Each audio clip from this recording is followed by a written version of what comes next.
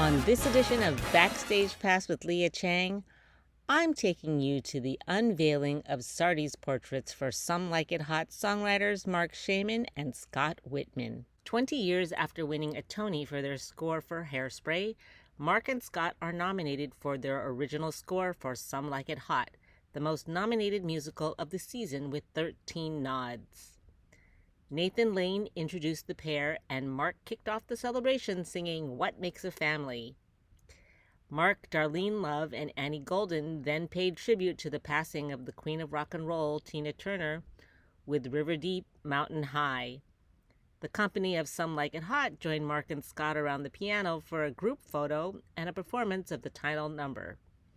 After the photos, Marc began playing So You Wanted to Meet the Wizard and was joined by the Wiz himself, Andre DeShields.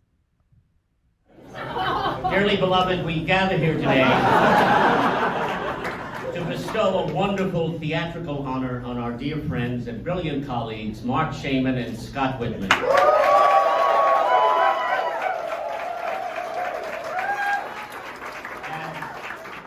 As we all know, getting a portrait at Sardi's is a legendary show business rite of passage, much like seeing your name on a marquee or receiving a star on the Hollywood Walk of Fame or dating Pete Davidson. It means you truly arrived.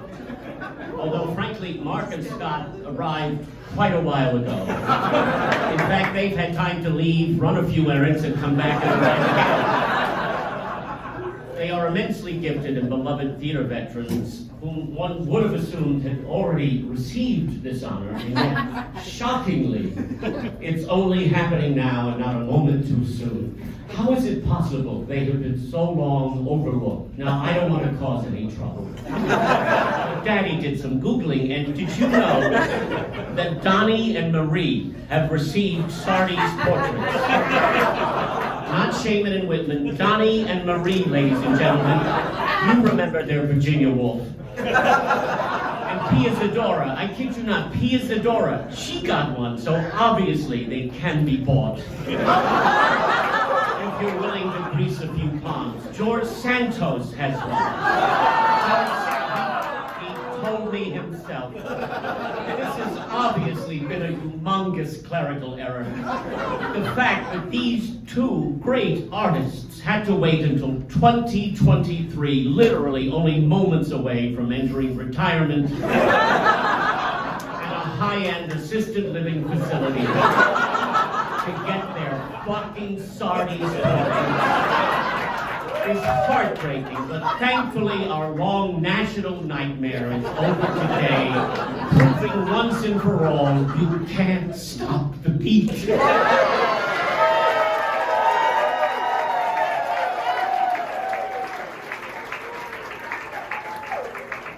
Their accomplishments are far too numerous to mention. I'm sure they'll be mentioning them later, but I will say that even though their songwriting collaboration has spanned across multiple decades and platforms from theater to film to television, they always come back to the theater, and their Tony nomination for Best Original Score for their smash hit, Some Like It Hot,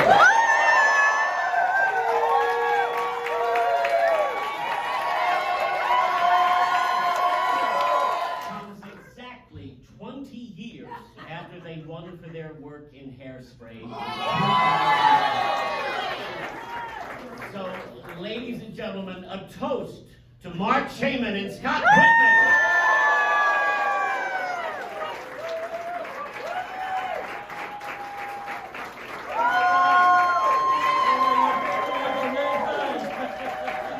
Marc and I want to take this opportunity to say thank you to two families, actually. One family lives right across the street, and from the very, very top of the Schubert Theater, Mr. Wankel, to all the way to the orchestra pit with that incredible orchestra, and from the front of the house, and from the back stage with Karen, and from the incredible cast who's on stage every night there, and for all the people who, for the last 6.5 years, made that dream come true across the street. We are eternally grateful for that. The second family that's here tonight are very, very dear friends and close friends and loved ones. Irene And you've been to every opening night and every premiere, and sometimes things don't always go, the way you hoped for, and you were always there to circle the wagons very lovingly around us. I'm very grateful for that. I came to Sardi's for the very first time when I was 8 or 9. My father brought me here for lunch, and I remember being downstairs in the dining room and staring up at the portraits and thinking, God, these people must be very, very special. Then I ate about 6 or 7 cherries from the Manhattans my father had for lunch, and I got violently ill. And so, in 60 years of reflection, there are 2 things I can say. 1, stick to the martinis, and 2, borrow this from my dear friend Bridget Everett, who I think borrowed it from LL Cool J, who heard it from Oprah. And he said, DDHD, and that was dreams don't have deadlines. Yes. I'm going to let Scott do the talking today, and I'm just going to sing my thanks. Could all of our friends here who we know from the 70s, 80s, or 90s, come just a little closer? Instead of that largest camera that I ever did see, that's all I can really see right now. You know who you are. Oh, before I sing, I'm sure we want to thank Ryan and Lou. Yes. Oh, look, there's Andre de Shields. I worked with Andre de Shields 3,000 years ago. Speaking of 3,000, that's how many times he has been honored in the last 3 years. I got to write a song that was based on the theme of a movie I scored, a movie that no one ever saw called Stewart Saves His Family. Oh, hi. And I've sung at a few things like this, and so maybe it's become a bit of a cliche for me, but it says, it's short, by the way, also. And for our great friends from so many decades and our newest family, and I bet maybe this song might speak to how you guys feel backstage. Though I know we don't share a name, I still love you just the same. So we don't share a front door key. It doesn't mean that I don't care. I know you're always there for me. So take my hand, show me how, 'cause I'm only learning now what makes a family. What makes a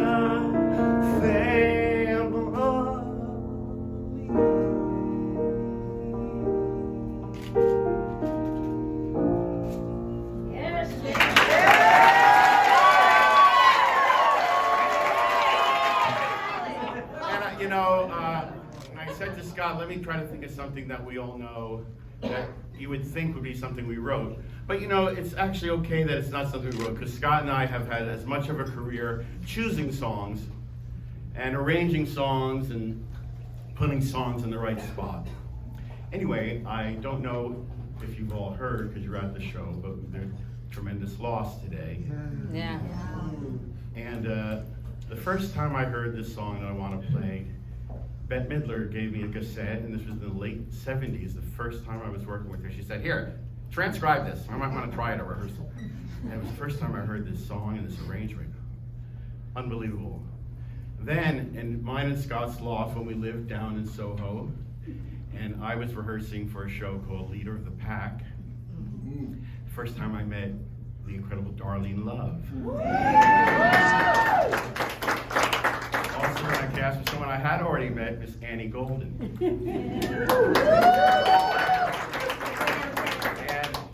And we did this song in that show, and as tribute to the incredible Tina Turner, and attention must be paid, I would like to ask Darlene and Annie and all of you, because if you don't know this song, I don't want to know you. But we'll let Darlene take the lead.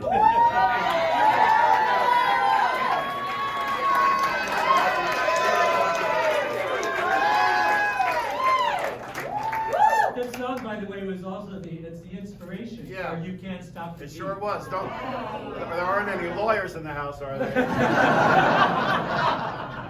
So this was just fate that both Darlene and Annie were going to be here today. I just texted them on the car ride down. Please join in. And the last time I played this, Darlene asked me to come up on stage with her at her 80th birthday concert. I was there already. I was already on stage. And sometimes I get so into it, as my mother would say, "Oh, I see your shoulders going." But I bled on her poor musical director's keyboard. So I hope it won't bleed on Sardi's. When I was a little girl, I had the only doll I've ever owned. Well, I love you just the way I love that rag doll, and only now my love is grown. And it gets stronger every day.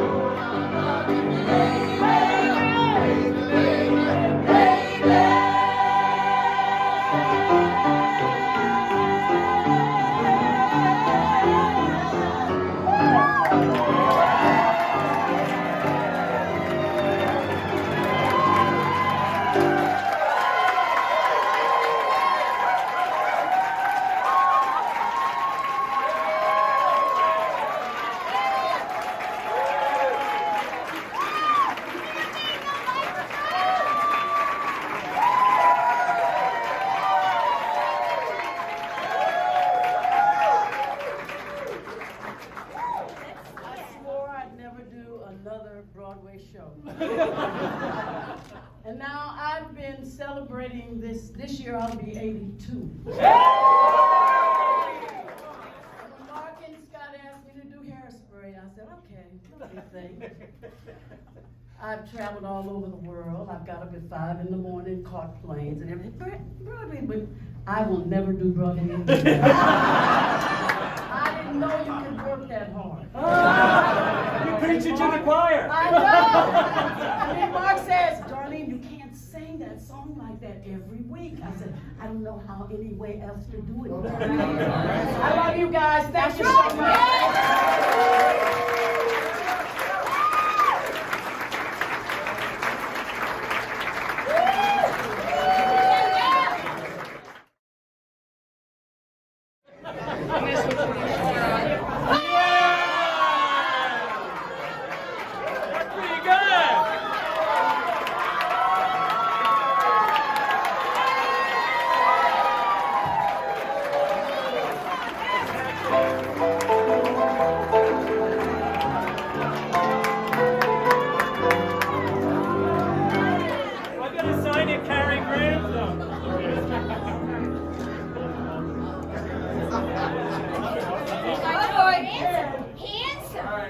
Oh God, I'm scared.